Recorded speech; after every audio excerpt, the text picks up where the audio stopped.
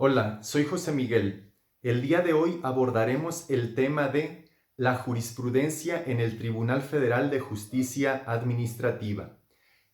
Es importante tener en cuenta que la jurisprudencia en materia fiscal no solo es creada por el Poder Judicial de la Federación, ya sea a través de la Suprema Corte, alguna de sus salas, algún tribunal colegiado en materia administrativa o de los tribunales plenos de circuito.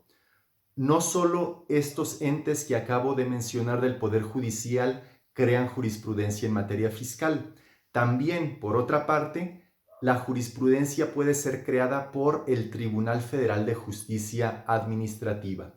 Por tanto, el día de hoy abordaremos la manera, procesos y formalidades en que esta jurisprudencia del Tribunal Federal de Justicia Administrativa tienen lugar. El objetivo de este video es que al concluir el mismo tengamos claros por lo menos los siguientes conceptos: concepto de tesis, concepto de precedente y concepto de jurisprudencia, delimitados estos conceptos o definiciones a lo que nos dice la Ley Federal del Procedimiento Contencioso Administrativo y no la Ley de Amparo, ya que bajo esta última legislación pudieran tener otra connotación o concepto. Por principio de cuentas, es necesario traer a escena y recordar qué es la jurisprudencia. La jurisprudencia, en términos generales, es una fuente formal del derecho que consiste en los criterios de interpretación uniforme de la ley. ¿A qué nos referimos con criterios de interpretación uniforme?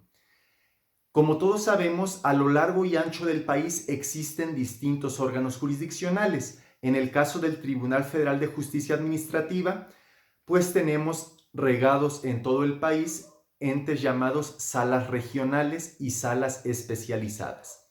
Como cada una de estas salas está integrada por magistrados, que son seres humanos comunes y corrientes, cada uno de acuerdo a su preparación, formación académica, entorno cultural, entorno económico, pueden tener distintos criterios o conceptos acerca de ciertos términos susceptibles a la interpretación.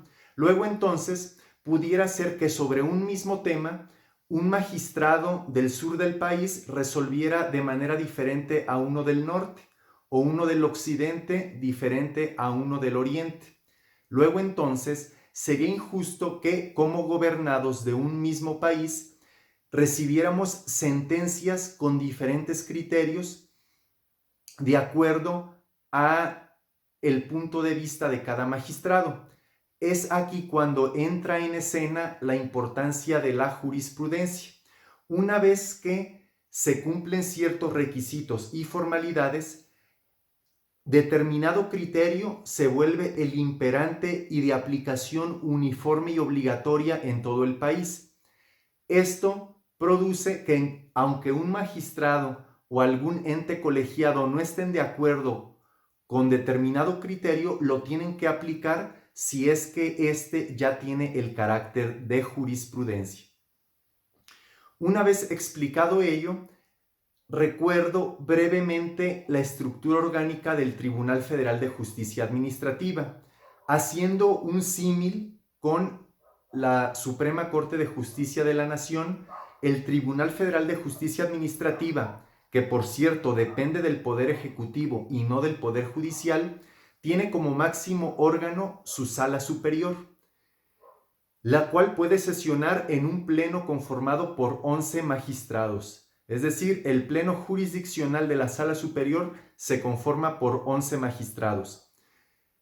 Después, jerárquicamente hacia abajo encontramos las secciones de la sala superior, la primera sección y la segunda sección, cada una integrada por 5 magistrados. Cabe mencionar que estos 5 magistrados de cada sección son los que a su vez forman el pleno de la sala superior junto con el presidente del tribunal. Y debajo de las secciones ya encontramos por igual jerarquía las salas especializadas y las salas regionales. Pues bien, entraremos al primero de los conceptos que es objetivo de este video, y es el concepto de tesis. De acuerdo a la Ley Federal del Procedimiento Contencioso Administrativo, una tesis es el criterio inmerso o contenido en cualesquier sentencia del tribunal. Luego entonces, en cada sentencia encontramos una tesis, es decir, un criterio conforme al cual se resolvió un caso concreto. Luego entonces, las tesis de este tribunal no tienen el carácter de obligatorias.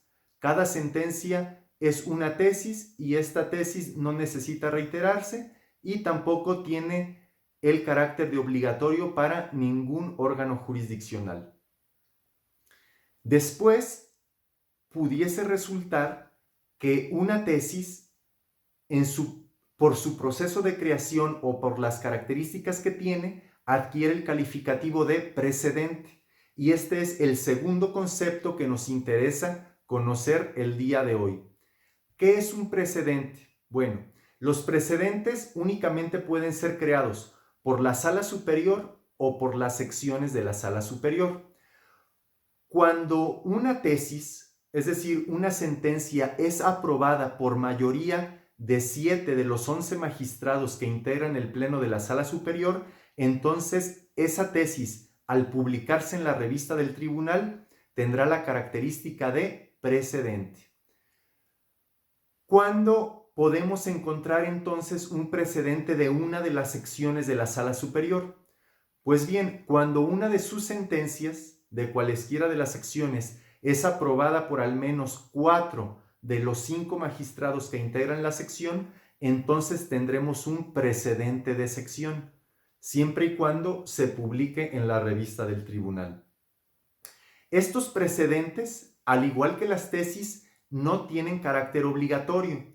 Cualquier magistrado del Tribunal Federal de Justicia Administrativa, ya sea que actúe colegiadamente en un juicio ordinario o ya sea que actúe de manera individual en un juicio sumario, puede no adoptar los precedentes de las secciones o de la sala superior, es decir, se puede apartar de ellos. Sin embargo, la ley exige que para que no se acate o respete un precedente, el magistrado deberá expresar en su sentencia los motivos, razones, argumentos por los cuales no adopta el criterio inmerso en el precedente. Luego entonces, en la práctica, sucede que muchos magistrados, no todos, pero algunos por flojera, aunque no coincidan y no compartan el criterio incluido en los precedentes, prefieren aplicarlo a rajatabla en sus proyectos de sentencia a fin de no tener que justificar el por qué se apartan de dicho precedente. Una vez que tenemos claros los conceptos de tesis y de precedente, encontramos ahora el que más nos interesa y es el de jurisprudencia. ¿Cómo se crea la jurisprudencia dentro del Tribunal Federal de Justicia Administrativa? Pues bien, la jurisprudencia, al igual que los precedentes, es facultad exclusiva ya sea de la sala superior actuando en pleno o de sus secciones.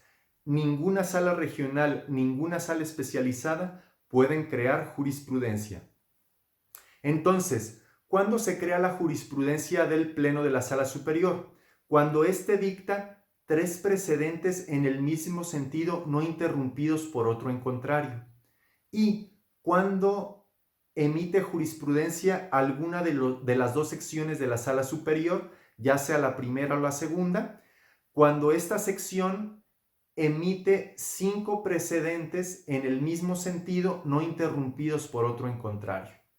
Luego entonces, al igual que en el Poder Judicial de la Federación, encontramos que la jurisprudencia se crea por reiteración, pero no es el único mecanismo. También, al igual que en el Poder Judicial, en el Tribunal Federal de Justicia Administrativa, la jurisprudencia se puede crear por resolución de una contradicción de tesis, de una contradicción de sentencias.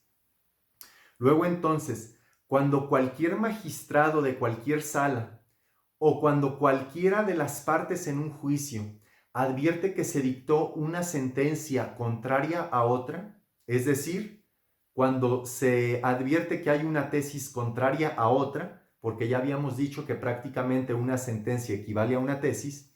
En este supuesto de tesis o sentencias contradictorias, se denunciará el caso al Pleno de la Sala Superior del Tribunal Federal de Justicia Administrativa para que éste resuelva cuál de las dos tesis debe de prevalecer. Y con esa sola resolución de la contradicción se crea jurisprudencia. Luego entonces podemos advertir que la jurisprudencia se puede crear por una resolución, por 3 resoluciones o por 5 resoluciones. Se creará jurisprudencia por una sola resolución cuando se dirime o se resuelve una contradicción de tesis. Se creará sentencia por 3 resoluciones cuando el Pleno de la Sala Superior emite 3 precedentes en el mismo sentido. Y se creará jurisprudencia por 5 resoluciones cuando hay 5 precedentes de alguna de las secciones en el mismo sentido. Una vez que ya tenemos claro cómo se crea la jurisprudencia del Tribunal Federal de Justicia Administrativa, es importante determinar si esta jurisprudencia es obligatoria y para quién. Definitivamente la jurisprudencia sí es obligatoria. A diferencia de las tesis y los precedentes que no lo son, la jurisprudencia sí lo es, pero es una obligatoriedad bastante limitada en comparación con la obligatoriedad de la jurisprudencia del Poder Judicial de la Federación. En el caso estudiado, la jurisprudencia únicamente cobra obligación al interior del Tribunal Federal de Justicia Administrativa. Es decir, esta obligatoriedad no se desborda a entes o autoridades ajenos a este tribunal. Simplemente los entes jurisdiccionales de menor jerarquía al órgano que creó la jurisprudencia tendrán la obligación de acatarla, siempre y cuando esta jurisprudencia del Tribunal Federal de Justicia Administrativa, ya sea de la Sala Superior o de alguna de sus secciones, no contravenga jurisprudencia del mismo tema del Poder Judicial de la Federación.